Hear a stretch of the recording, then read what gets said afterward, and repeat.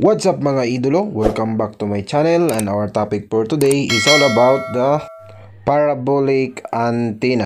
Bali, gagawan ko lang po siya ng honest review based sa aking experience. So bali today, actual yung makikita at actual nating i-install itong dalawang parabolic antenna kung sino sa kanilang dalawa ang mas maganda magbigay ng internet speed. So meron tayong old version ng parabolic antenna from Skywave 2 times 24 dBi, at meron din tayo ditong bagong version ng parabolic antenna, tinatawag nila itong mushroom parabolic 2 times 30 dBi, at 5G ready na daw ito. So alright, so alamin natin kung sino ang mas hahataw sa kanilang dalawa. Alright, so bali mga idolo, meron na po akong existing tower dito. So nakakabit na po itong ating parabolic ng Skywave, old version ng parabolic 2 times 24 dBi. So ang problema ko lang dito is mahina po yung upload. Maganda pong kanyang download speed, but mahina yung kanyang upload. So subukan po natin itong bagong version ng parabolic, baka sakali tataas po yung upload speed ng parabolic na mushroom parabolic. Alright, so let's find out. So before we proceed, mag-speed test muna tayo dito sa itong Mamba. Black Mamba po yung gamit natin. I-speed test muna natin siya using this Mamba kung magkano ba yung ihahataw niya na speed sa using this old version na parabolic. Alright, let's go. Okay, bali ito po kanyang situation. 2 bars lang po ang nakukuha nating signal, dahil nakikita nyo po sa taas wala po talagang signal yung cellphone ko dito. So super dead spot area talaga to. So malayo pa na sa tower, at saka marami pang puno. 2 bars lang yung nakukuha na signal ng ating 2 times 24 dBi. So pag i-speed test natin, ito po ang kanyang speed.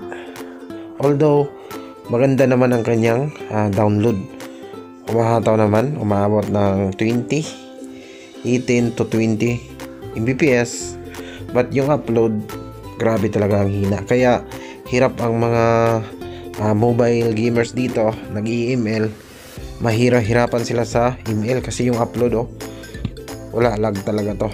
So pero hataw yung download speed. So subukan natin itong parabolic na 60 dBi, baka sakali mag-increase yung signal at saka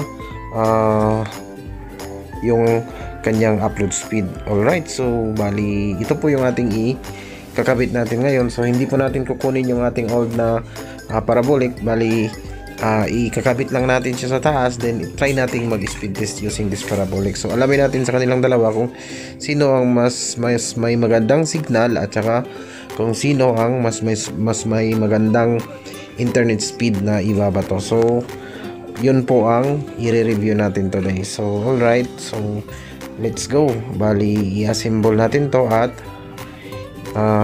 ikabit dito sa aming tower na 70 feet. Alright mga idol.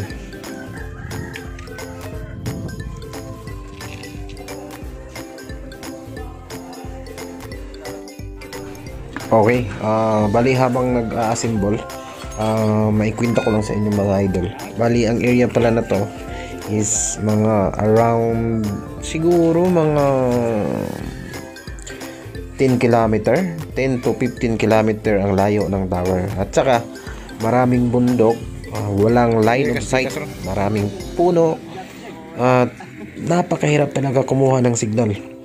And yung 2 bars, pahirapan na po yun. So itong ikakabit natin ngayon, kasi yung specification ng antenna na to is 60 dBi. So I expect na mas malakas humigop, mas malayo ang kanyang mararating. So I expect na sana makakuha to ng 3 bars or 4 bars. So anyway, expectation lang naman. So tingnan ko lang kung makakuha ba ito ng malakas na signal.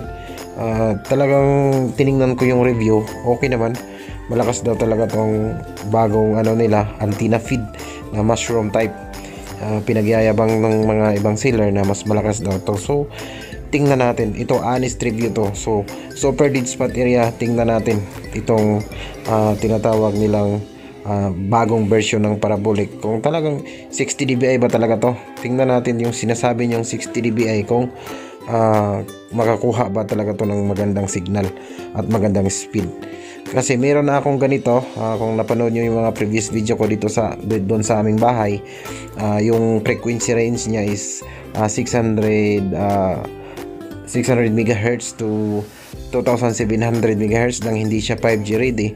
Mushroom type din siya na parabolic antenna feed, but okay yung hataw niya, okay yung speed niya. Pero pagdating sa range, talo siya ng aking old version na Skywave na yung parang spot, yung niya, yung pointed yung niya, yung antenna feed. So tingnan natin ito kung ano ang ibubuga. Alright, so bali mga idol, ang area pala na ito is wala pa pong source ng PLDT, wala pa pong source ng tulad ng Converge, PLDT, same base lang talaga. So I am using the Black Mamba B52565A kasi yung Black Mamba kaya niyang pagsamahin ng dalawang band frequency. Pwede yung pagsamahin niya yung 700 MHz at saka 2100 MHz na band. So pag mapagsama niya yon, medyo malakas, kaya nakakuha tayo ng ganun na download speed. Kaya lang ang problema yung upload, at ang disadvantage lang talaga ng same base, umaasa lang tayo sa speed ng tower na pagkukunan natin. So pag congested na yung tower, wala pa tayong magagawa. So pero yung piso Wi-Fi window machine ko po dito, kumikita pa naman kahit hindi na ganun kalaki, dahil sa speed na sobrang hina na talaga at medyo malayo din sa tower, at ganun lang po yung nakuha niya na signal, 2 bars. But ginawa talaga namin ang lahat ito, another attempt naman to sa pag-upgrade. Ginagawa namin ang lahat para lang makakuha ng magandang download speed at upload speed, para makapag-provide tayo ng magandang internet sa mga tao dito, sa mga nag-online class, sa mga nagmo-module. So layunin natin para din makatulong sa kanila yun, para hindi na sila lumayo, dito na sila kukonek, at dun at least may kita din tayo dito sa area na to. Alright, so patapos na po, ikabit lang natin tong wire. 20 meters wire pala ito, LMR 240, 20 meters ang padala nila na wire sa parabolic na to. So after natin maikabit ang wire, i-install na natin sa taas at try nating i-speed test. Sana man lang malamangan niya yung ating old na parabolic, yung speed at saka signal. Alright, let's go mga idolo.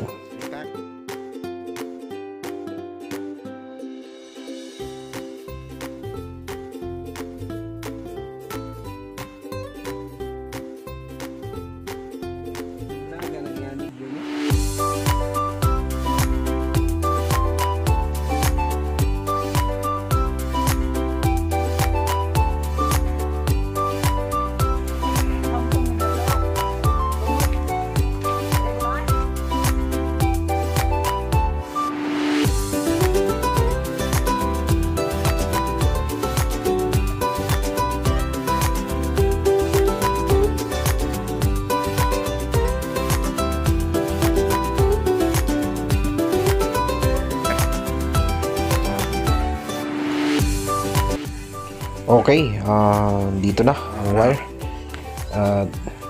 20 meters to. Itong sa ating bagong parabolic na ikinabit. At subukan nating ikabit at try nating tingnan yung kanyang Huawei Manager kung ilang bars ba yung nakukuha niyang signal. So medyo mataas siya konti doon sa taas, mas medyo mataas siya sa old parabolic natin nilagyan kasi 20 meters yung wire. Noon kasi itong old parabolic ko 15 meters lang yung wire noon na padala. Pinaka old na parabolic yan, mga 9,000 pa ata ang bili ko sa Skywave sa taon pa ata yan ng 2019 2018, 2019. I think 2019 pa yung parabolic na yan. Yan ang pinakauna kong parabolic na nabili sa Skywave. Skywave pa lang ang nagbibinta noon ng parabolic antenna. So alright mga idolo, subukan natin to, saksak na habang pinipihit sa taas para makakuha ng magandang SINR. Ayun, tingnan natin, connected na tayo. Tingnan natin yung ating Huawei Manager. Open natin. Ayun, 2 dB. Alright, so 1 bar lang yung nakuha niya. So ito ba yung 60 dBi na sinasabi nyo? Alright, nakakuha naman siya ng 2 bars tulad ng isang parabolic. But SINR, napakahina talaga, 2 dB. So I think magandang antenna to pag malapit lang ang tower. So dito, pag i-compare natin to sa isang parabolic, yung old na parabolic, maganda kasi yung SINR doon, umabot tayo ng 9, 10. Pero dito, nakakuha lang tayo ng SINR na 3 dB. So subukan nating speed test.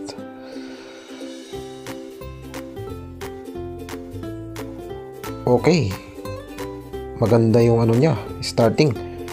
But yung peak niya is maganda, pat yung talagang speed na nakukuha is 7.94 lang.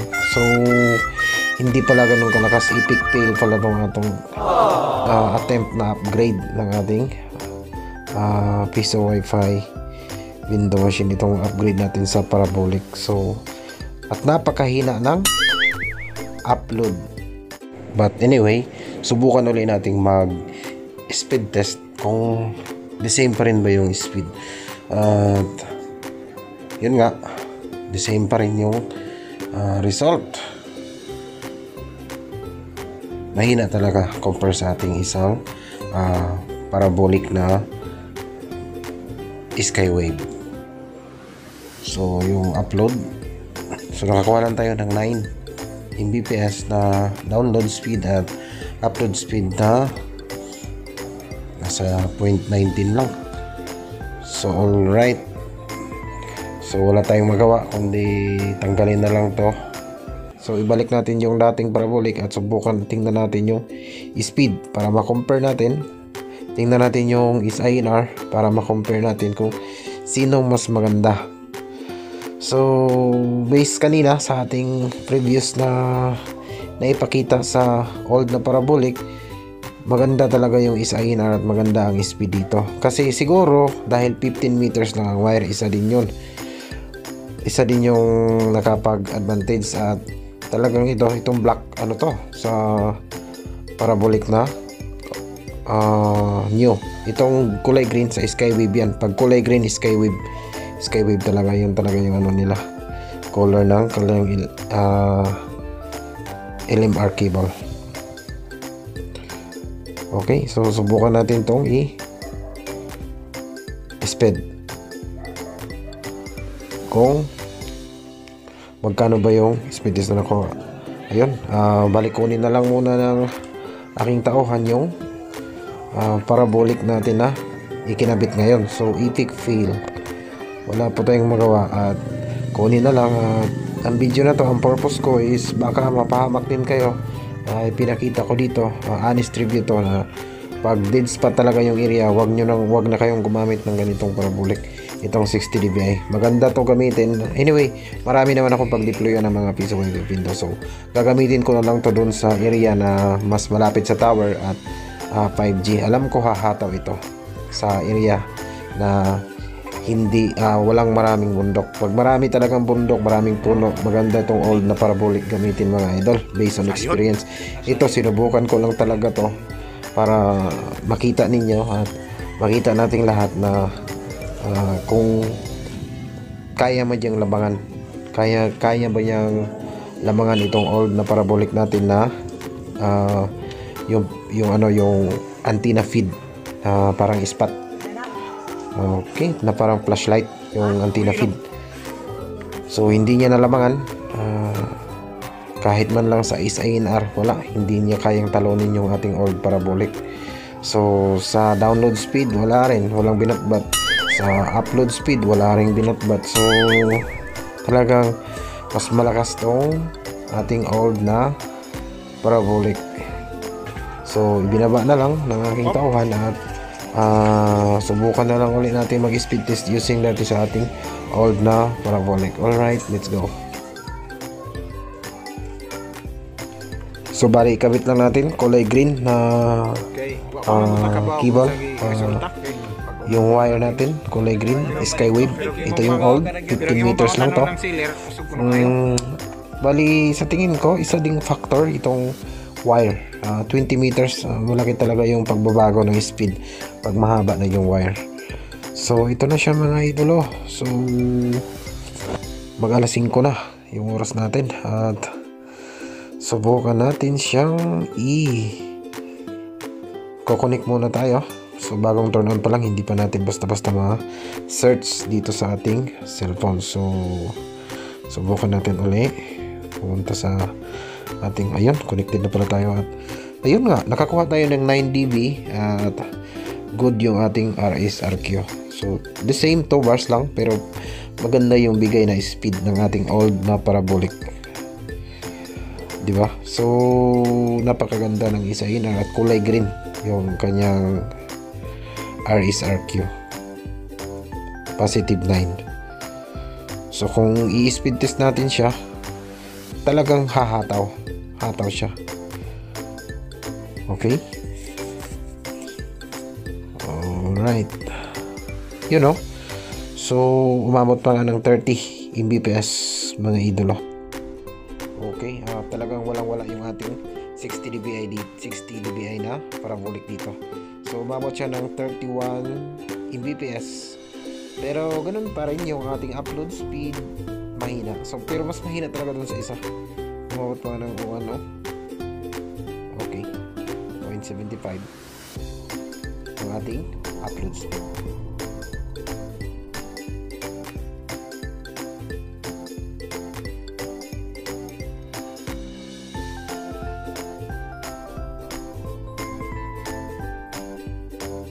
Okay, compare lang natin silang dalawa. Left side is the parabolic 60 dBi mushroom type.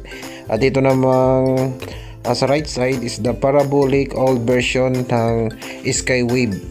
Alright, so ayun ang pinagkaiba nila mga idolo. So sa ISINR, mas malakas talaga si Skywave na parang flashlight yung antenna feed.